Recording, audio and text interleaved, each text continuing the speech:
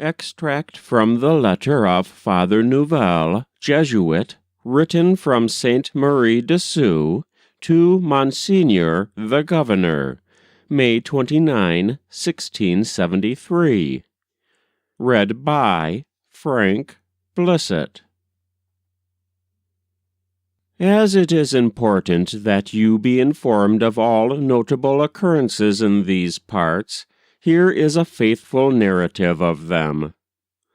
The savages among whom we live have never appeared to us more disposed to embrace Christianity than at present, because of the good treatment that they received last year from Monsieur de Courcelle, and the attentions of all the French with whom they live.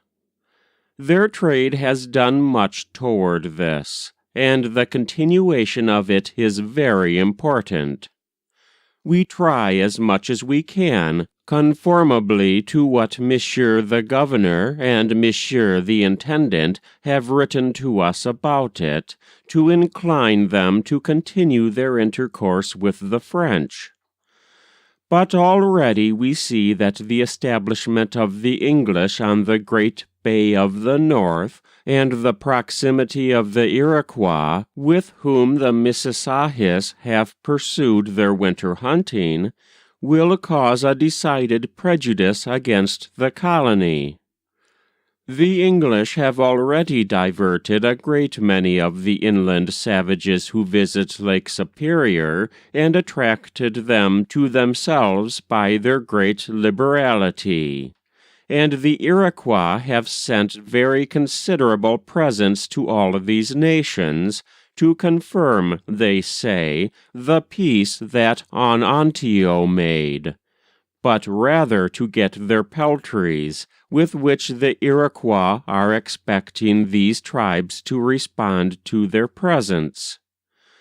Some of the savages of these regions, who saw during the winter the savages from the interior who made their trade last autumn with de Groseilliers and the English, have assured us that 2 ships had arrived at that great bay, and that they were annoyed by a 3rd, which followed them, and from which they apprehended shipwreck. They added that about 200 men were put ashore, and that in 4 days they had erected a large house, which they fortified with several pieces of cannon. The savages greatly praise their liberality.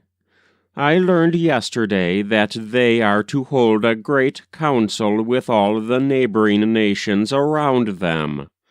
All these tidings trouble the savages attached to us, who are enjoying the peace that the victorious arms of the king have acquired for them, and the protection of heaven that rising Christianity brings them.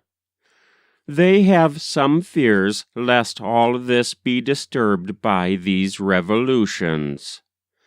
We do not fail, thereupon, to give them the necessary encouragement to keep themselves closely united both with God and with the French, assuring them that in this union they have no reason to fear.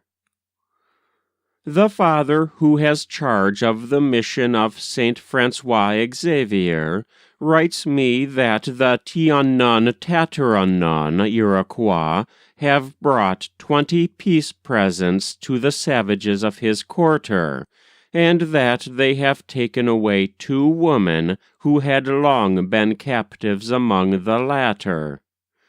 These presents say that the Iroquois obey Onnontio as their common father, and that thus they have only gifts of peace, and are to love each other as brothers.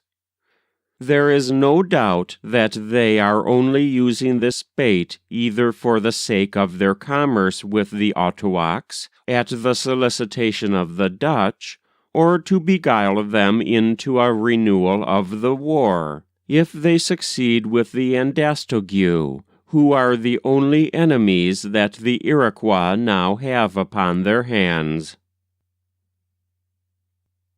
That was extract from the letter of Father Nouvel, Jesuit, written from Ste Marie de Sault to Monseigneur the Governor, May 29, 1673. Read by Frank Blissett.